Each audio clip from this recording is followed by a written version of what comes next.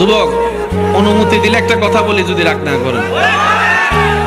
আপনি যাকে ভালোবাসেন, পবিত্র ভালোবাসার কথা বলতেছি আমি, আবার ওই বয়ফ্রেন্ড গার্লফ্রেন্ডের কথা কইতেছি না। জান,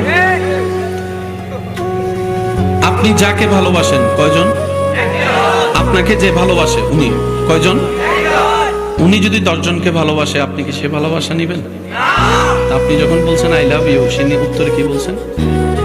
আই লাভ ইউ টু মানে কি? শুনেন, আমি তোমাকে ও ভালোবাসি,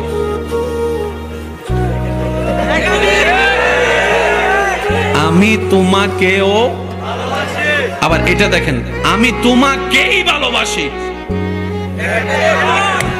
আমি তোমাকেই ভালোবাসি, আমি তোমাকেও ভালোবাসি।